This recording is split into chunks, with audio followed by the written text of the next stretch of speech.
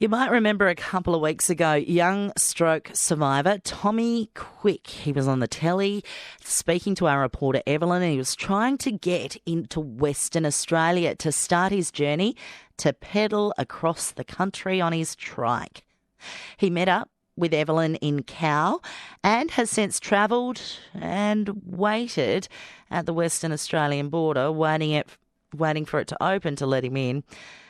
He's now come back down to Port Lincoln to wait it out for a bit.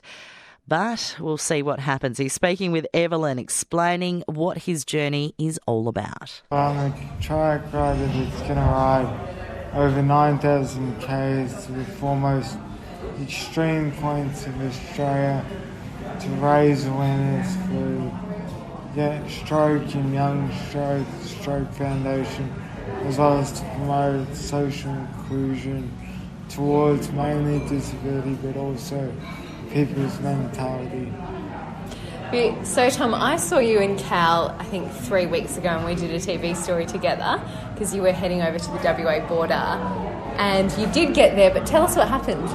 So we went to the WA border village, and we asked the police and stuff, and they said we could get an exemption.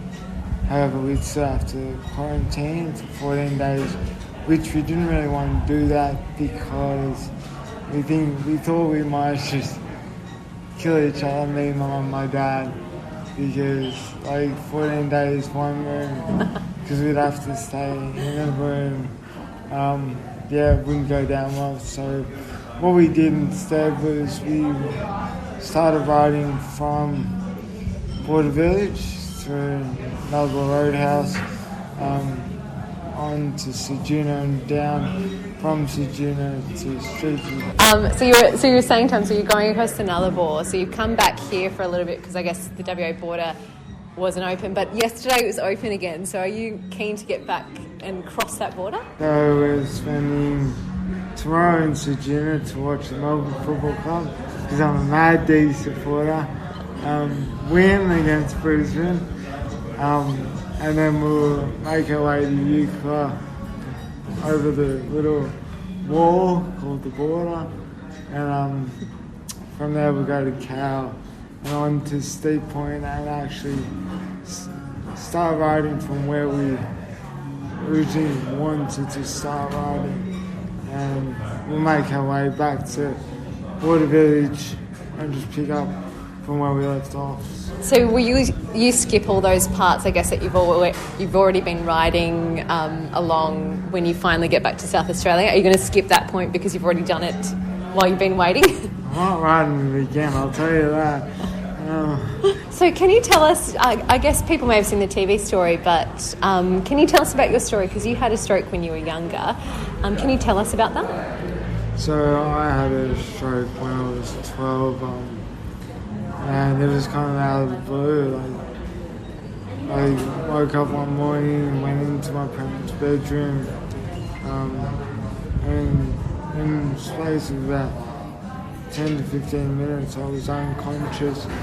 Woke up 5 weeks, 2 days later from an induced coma, and my life had changed. And probably for the first year or so that was tough.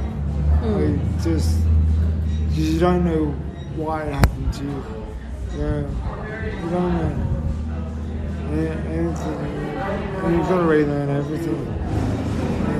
And it can be heartbreaking to you. And that's where I think you've got to dig deep and find the resilience and find why you're here. Which you so evidently have. And can you maybe share any messages for people who may be young and had a stroke recently?